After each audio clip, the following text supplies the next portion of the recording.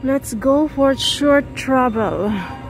Watch until in guys sa aking vlog alone. Nandito ako ngayon sa train station ng Ota ng aming. Galing ito ng Asakusa guys. Itong ano na to. Tapos papunta siya ng bundok ng Gunma. Mahaba siya. Ito ay special train. Mahal ang pamasahe nito. Ito yung gusto namin sakyan. Hindi pa namin nasakyan to. Ito yung ano, reserve. May mga ano siya, reserve number. Parang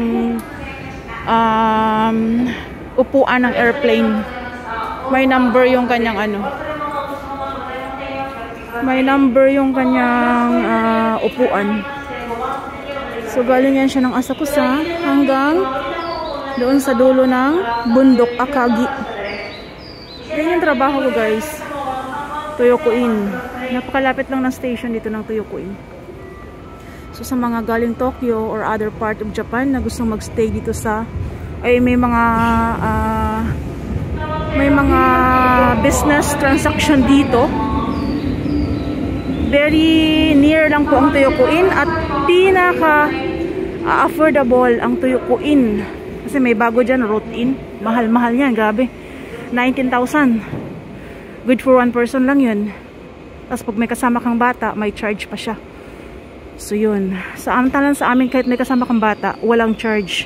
Kung magkano yung room, yun lang yung babayaran mo. Tapos may free breakfast pa siya. Biruin mo isang araw na may kasama kang bata is ano, 4,000 ang ano. So kapag 19,000 yung room plus 4,000, so 23,000 na siya. Ganun ka-expensive. Then around the area din ng mga hotel, sobrang mahal din. So sa mga may transaction dito from Ota Station, 5 minutes to walk lang ang Toyokuin. Very convenient din siya at saka malawak ang room. At ang isa din sa aking napansin nung nag-ikot ako, naghanap ng mga hotel at nag-inquire pala, yung mga beddings nila, yung mga ano, colorful, parang halata na hindi pinapalitan. Samantalang sa amin talagang ano, white, talagang napaka-net at syempre malinis. So guys, samahan niyo po ako guys sa aking vlog na ito hanggang dulo. Thanks for watching hanggang dulo guys. And guys, dumating na ako dito sa isang station. 2 rides kasi. Kaya lang 23 minutes pa maghintay. Ayan yung sinakyan ko. Maliit lang na station ito kumpara doon sa sinakyan ko kanina. Sayang naman yung oras. Parang ang sarap maglakad. No? Lakarin daw. So yun. Hindi pa tapos ang ating vlog ito guys. At ito pala, meron ditong ilang taon na bang naka-open ang Toyokuin dito sa ano, Takasaki, Isesaki pala. Isesaki, isa ko pa rin siya ng Gunma Prefecture. Ang mga pioneer na mga room made ng Toyokuin na yan. Ayan. Ang mga pioneer dyan, doon sa amin sa Ota nag-practice or nag-training ng almost 4 months. So pag open niya, mga professional na agad yung mga nagtatrabaho. Maliit lang siya. Ilang room lang. 8 rooms per floor. 8? Hindi pala 8, 16 pala. Kasi magkabilaan yan eh. 16 room. Ayun, hotel din yung katabi. Mas nauna tong hotel na to kaysa doon. Ano bang year nag-open to? Parang 21 yata. Hindi ako sure ha. 21? Ay, hindi pala. Bago mag-pandemic. So, 2018. Something like that. 19. Then, yun. Sa amin sila nag-training. Kaya, pag open na mismo, may mga professional na mga nagtatrabaho. So guys, please keep watching guys. Silipin natin. Every year kasi ako nandito eh. For my important transaction. So please keep watch until end. We are arrived here. We arrive. Gusto ko sanang magbike. Ang bike na yun ay free to use. Maglalagay ka lang ng 100 yen para matanggal yung susi. Tapos ibalik mo din siya dyan. Kaya lang, ang nangyari is, madalas na senaryo, pagdating ko doon sa aking transaksyon, may gagamit sa bike, yung hakyan ko, hindi na babalik sa akin. Sa kanila na yung hakyan ko. Ganyan, hakyan or 100 yen. So, dyan tayo bumaba. Tapos may mall dito. And I'm going to walk. So, medyo maaga pa naman. Ako ay maglalakad. At may mga Christmas light na ang mga kahoy. Parang binago. Maple tree pa rin. Maple tree. Yan, may mga Christmas light na siya, guys. Maganda ito sa gabi. Na lahat, may Christmas light. Ang ganda. Chinese style na, guys, building. At sa likod niyan, Ion Mall. Dating hotel yan, luma. Nakapag-stay kami dyan. 2017 yun, yata. Ang dumi-dumi ng hotel. Tinanggal yung hotel, pinalitan ng Ion Mall. Malapit na tayo, guys. Nakakahingal maglakad. Hindi pa nag-change yung kulay ng mga maple trees. Mas nauna dun sa Ota. Mainit siguro dito sa Takasaki.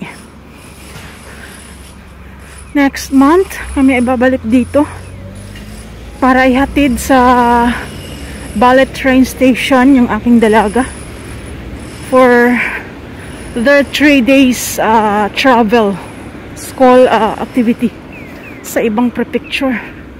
So super excited na siya kasi ang sasarap daw ng mga pagkain na pinakita sa kanila sa school. Alam, isa lang sa reason nag-i-enjoy yung anak ko simula nung siya grade 1. Ang ganda ng halaman, yung pagkain sa school. Kasi mula grade 1 hanggang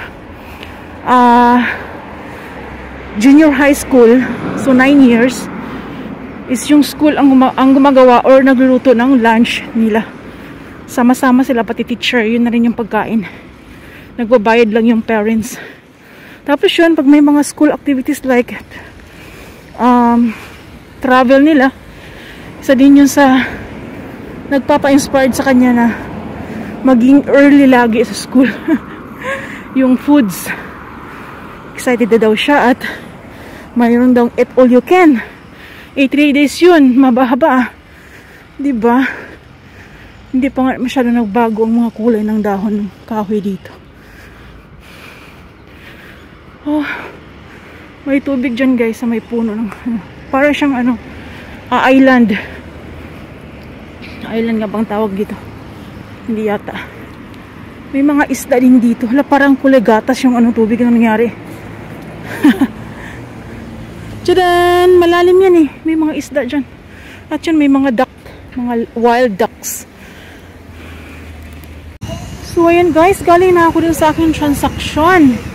At tayo ay pauwi na. Napakaswerte. Konti lang yung aplikante, then mabilis na tapos at makauwi ng maaga. Yan pa lang yung nagbago ang dahon. Yung maple hindi pa. Last year nag-vlog din ako dito banda doon. So yan, ang ganda, diba? Ang baho nga lang ng ang baho ng buto. Gusto kong mag-bike sana, kaya lang pag uwi ko yung bike ay wala na. Di bali, maaga naman akong natapos. Balik kami dito next month with my bunsoy. At that time, mas maganda na ang maple trees. Maliit na park between the city. Ang baho ng amoy. Kaya ayaw kong maapakan yan kasi mabaho. Nakakahiya pag sakay mo ng tren, yung paa mo nangangamoy. Oh my god. Pero very yan siya, very nutritious na uri ng baho talaga, promise. Sumusuot sa aking lalamunan yung amoy. Very nutritious and good for brain boosting. Yung buto ng halaman na yan. So yung dogwood pa lang yung mga nagbago yung kulay guys. Yung mga ganyan parang maroon dogwood yan siya. Kahoy ng aso. Ay, ang ganda ng kanyang flowers. Ay, ano ba ito? Buto. Kinakain ng uwak yan. Ayan.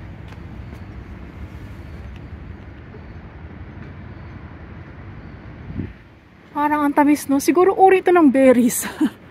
Parang berries kasi siya. Tingin-tingin sa akin si kuya. Sampalin kita ng paa eh.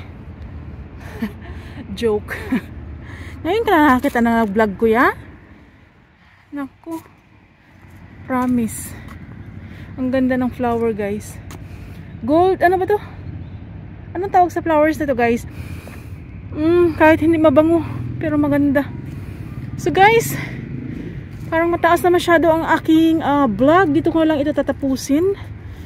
Sa park na ito. Maraming salamat sa mga nagsama sa akin hanggang dulo. Ayan, alas 11:15 na daw. Yun yung tukey baga. Orasan. Nasaan ba?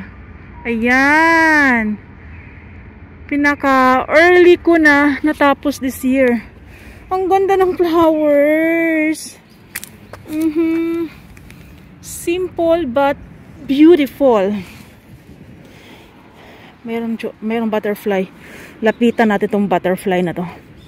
Hello, aloha. Ay. Wow, ang cute. Bye, butterfly.